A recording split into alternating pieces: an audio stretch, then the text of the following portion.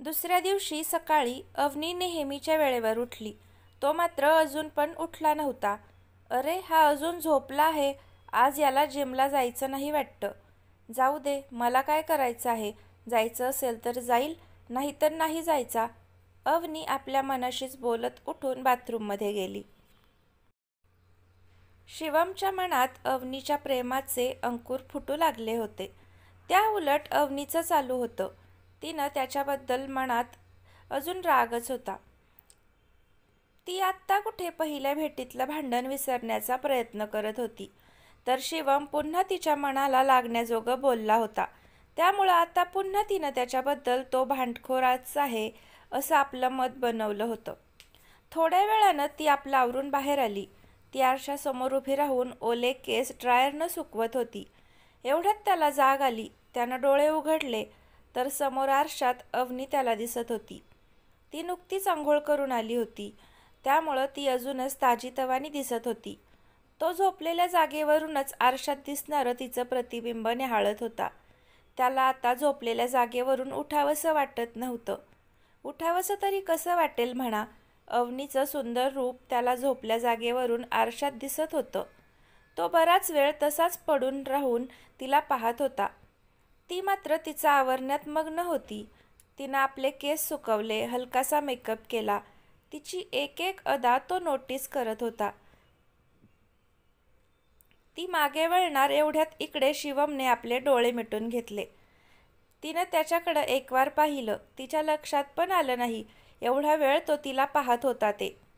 त्यानंतर ती रूममधून बाहेर निघून गेली. तो मात्र अजून पण तिच्याच विचारात हरवून गेला होता. नंतर कसंबसं उठून तो आवरायला गेला. 2 दिवस तर असेच जातात. अवनीचं कॉलेज आता लवकरच सुरू होणार होतं, त्यामुळं तिनं अभ्यासाला सुरुवात केली होती. आता ती तिच्या अभ्यासातच व्यस्त राहत होती. तो मात्र तिचा रुसवा काढण्याचा प्रयत्न करत होता, पण ती मात्र त्याच्याशी काही केल्या अजूनही बोलत नव्हती. एवढे प्रयत्न करून पण अवनी त्याच्याशी बोलत नाही म्हणून तो नाराज होऊन तोंड पाडून बसला होता. खरं तर त्याच्यासोबत असं का होतंय हे त्याचं त्यालाच समजत नव्हतं. म्हणजे अवनी बोलत नाही म्हणून त्याला इतकं का वाईट वाटत होतं याचं त्यालाच आश्चर्य वाटत होतं. पण तिच्या न बोलण्यानं त्याचं मन उदास झालं होतं. सीमाताई बाजूला उभ्या राहून त्याच्या वागण्याचं निरीक्षण करत होत्या. त्यांना आता त्याची काळजीच वाटत होती.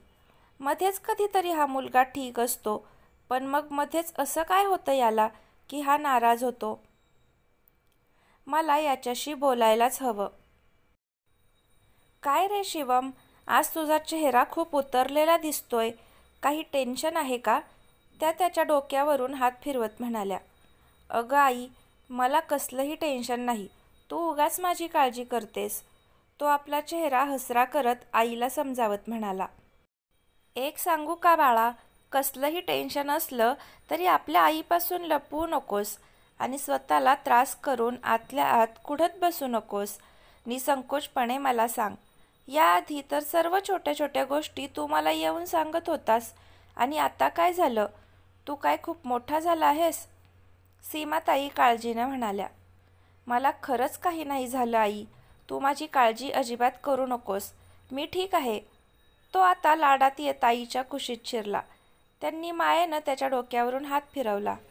बरं, एक काम कर. अवनीचं कॉलेज लवकरच सुरू होणार आहे. तू तिला शॉपिंगला घेऊन जा. निशाही तुमच्यासोबत आली असती, पण तिला काहीतरी कामानिमित्त मैत्रिणीकडे जायचं आहे. तिला जे काही हवं असेल ते तिला विचारून घे. अवनीशी मी आधीच बोलले आहे. ती तयार होत आहे. तूही तयार हो, आई त्याला म्हणाली.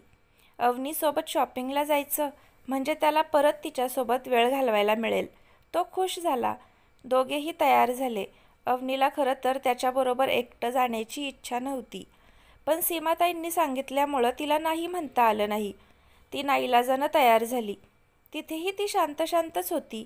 शिवम मात्र तिच्याशी बोलण्याचा, तिला हसवण्याचा प्रयत्न करत होता. त्यानं अवनी नाही म्हणत असतानाही तिच्यासाठी त्याच्या पसंतीचा सुंदर ड्रेस खरेदी केला. अवनीलाही तो ड्रेस आवडला, पण तिनं ते चेहऱ्यावर दिसू दिलं नाही. येताना तो अवनीच्या अगदीच जवळ बसला होता.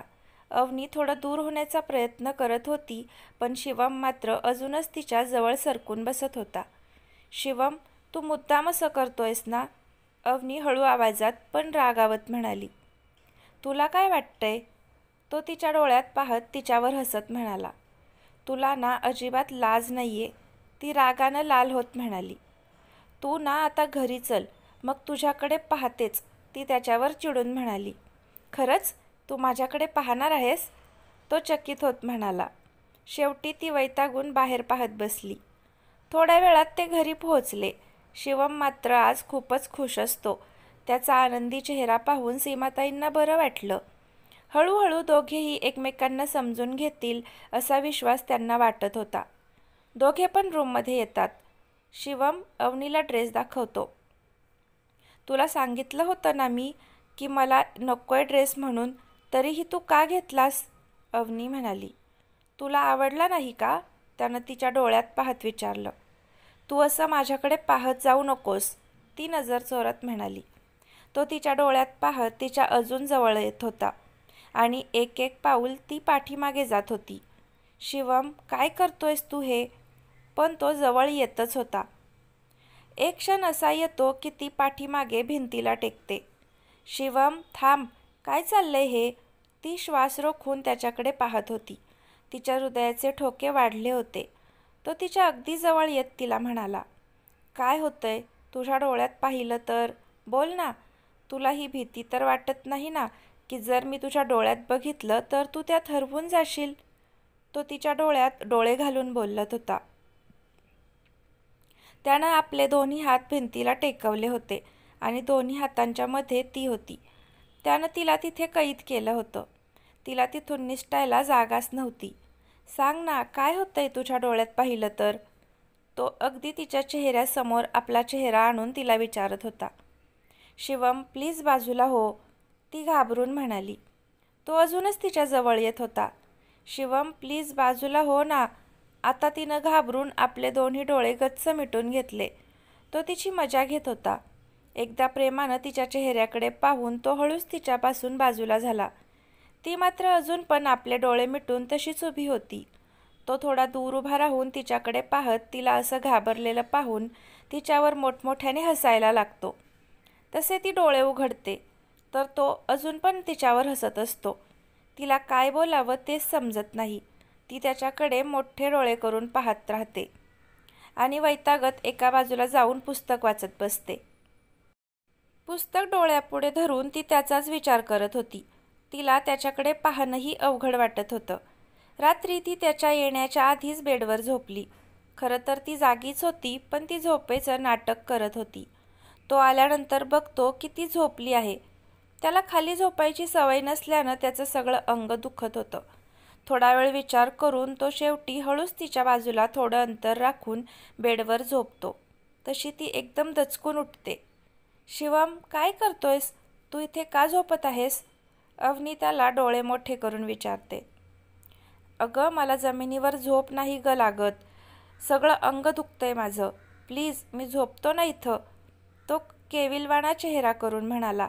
अवनीला त्याच्या बोलण्याचं हसू येत होतं, पण ती तसं दाखवता उठते आणि जमिनीवर बिछाना घालून झोपते. खरं तर तिला पण हळूहळू शिवमचा स्वभाव आवडायला लागला होता, पण ते व्यक्त करायला ती तयार नव्हती. दुसऱ्या दिवशी शिवम सकाळी लवकर उठून जिमला गेला.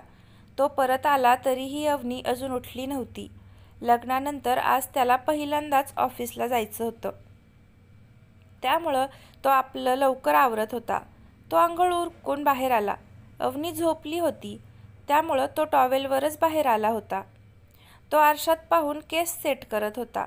तेवढ्यात तिला जाग आली. ती डोळे चोळत उठून बसली. अचानक तिचं लक्ष शिवमकडे गेलं.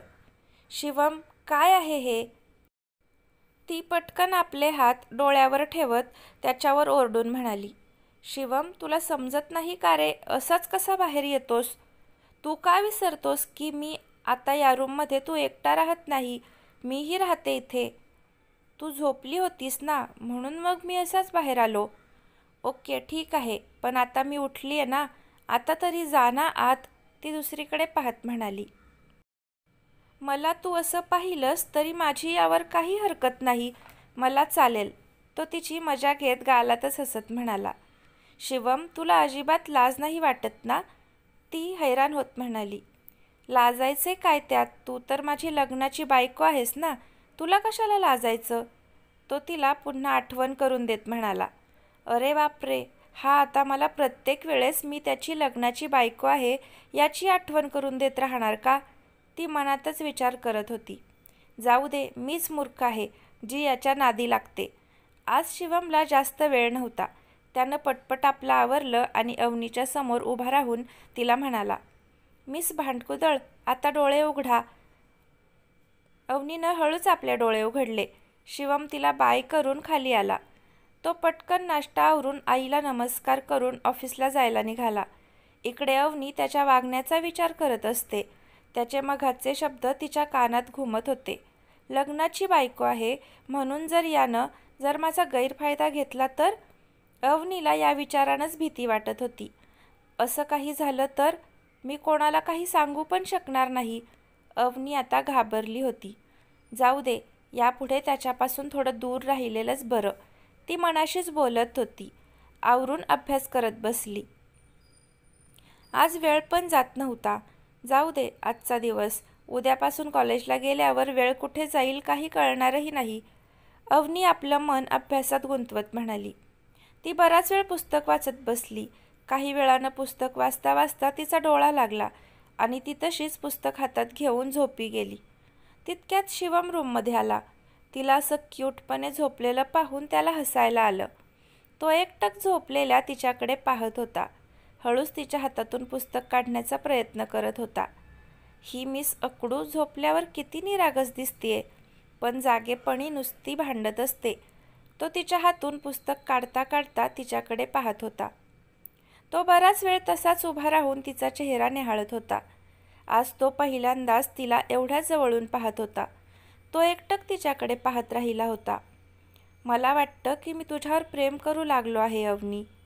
त्याच्याही नकळत त्याच्या तोंडातून वाक्य बाहेर पडलं. अरे, मी हे काय बोलून गेलो?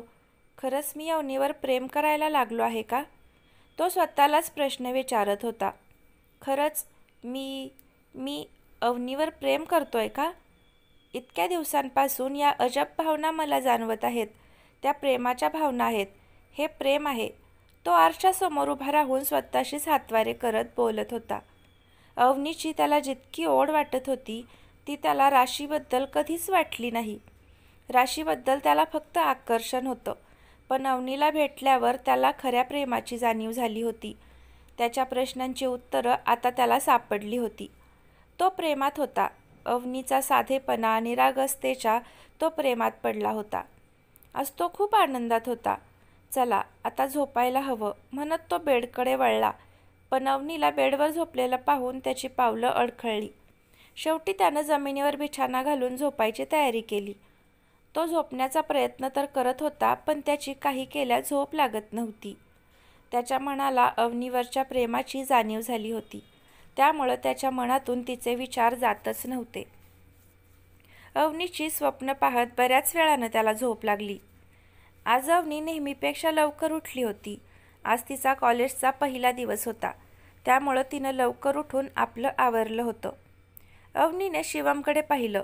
तो अजून झोपलेलाच होता. हा अजून कुंभकर्णासारखा झोपलेला आहे. याला उठवायला हवं, नाहीतर पहिल्याच दिवशी कॉलेजला लेट होईल. ती जोरात त्याच्या नावानं ओरडली. तिच्या आवाजानं तो दचकून जागा झाला. ती तयार होऊन त्याच्यासमोर हाताची घडी घालून उभी होती. तिनं सुंदर पिंक कलरचा अनारकली ड्रेस घातला होता. हलकासा मेकअप केला होता. तिचे केस मोकळे होते. ती खूप सुंदर दिसत होती. तो तिच्याकडे पाहतच राहिला. काय बघतो आहेस? लवकर आवर. मला पहिल्या दिवशी कॉलेजला उशिरा जायचं नाही. आई म्हणाल्या की तू मला कॉलेजला सोडणार आहेस, कारण निशाचं व माझं कॉलेज वेगवेगळ्या दिशेला आहे. त्यामुळं अजय निशाला सोडवायला जाणार आहे. शिवम सगळं आवरून खाली आला. अवनी त्याची वाट पाहतच होती. अवनीला सोडवायला जायचं म्हणून तो खुश होता. त्यानिमित्तानं त्याला तिच्याबरोबर वेळ घालवायला मिळणार होता. आई, आज ना मला बाईकवर जाण्याची इच्छा आहे, त्यामुळं अवनीला बाईकवरच नेऊन सोडतो. तो सीमाताईंना म्हणाला. त्यांनी परवानगी दिल्यावर ते निघाले. अवनीनं वडीलधाऱ्यांचे आशीर्वाद घेतले. त्यानं बाहेर जाऊन आपली बाईक काढली. तो मुद्दामच तिला बाईकवरून सोडायला जाणार होता. त्याला अवनीचा सहवास, तिची जवळीक खूपच आवडायला लागली होती आणि बाईकवरून प्रवास करताना त्याला ती लाभणार होती. तेवढ्यात अवनी आपली कॉलेज बॅग घेऊन बाहेर आली. त्यानं डोक्यावर हेल्मेट घातलं. ती दोघांच्या मध्ये थोडं अंतर राखून पाठीमागे सरकून बाईकवर बसली. त्यानं गाडी स्टार्ट केली तशी ती जरा सावधपणे बसली. गाडीच्या छोट्या आरशात तिचा चेहरा दिसत होता. शिवम मधून आरशात पाहत तिच्या चेहऱ्यावरचे भाव टिपत होता. अचानक सिग्नल पडल्यामुळे त्यानं ब्रेक लावला तशी ती त्याच्या पाठीवर आदळली. शिवम, काय करतोयस हे? तुला गाडी नीट चालवता येत नाही का? ती त्याच्यावर चिडून म्हणाली. अगं, अचानक सिग्नल पडला, त्याला मी तरी काय करू? शिवम सिग्नलकडे इशारा करत अडखळत म्हणाला. पण तिच्या त्या अचानक झालेल्या स्पर्शानं त्याला विजेचा झटका बसावा असा झटका बसला. सर्वांगातून सळसळती वीज संचारून गेली. तसा तो क्षणभर ब्लँक झाला. आज अचानक असं का त्याच्यासोबत झालं त्याचं त्यालाच समजत नव्हतं. पण ही फिलिंग त्याला हवीशी वाटत होती. त्यानं स्वतःला सावरत पुन्हा बाईक स्टार्ट केली. थोड्या वेळापूर्वीची ती फिलिंग आठवून तो आतून सुखावत होता. त्याला आता पुन्हा तीच फिलिंग हवीशी वाटत होती आणि त्यामुळंच तो आता मुद्दामच मध्येच ब्रेक लावत होता. ती त्याच्यावर चिडत होती, पण तिचं असं रागावणं, चिडणं पण त्याला आता आवडत होतं. थोड्या वेळात ते दोघे कॉलेजच्या जवळ येऊन पोहोचले. अवनी बाईकवरून खाली उतरली. शिवमने तिला बाय केलं आणि तो ऑफिसला गेला. तितक्यात अवनीची मैत्रीण रीना तिथं आली. वा मॅडम, लग्नानंतर आज दिसतायत तुम्ही.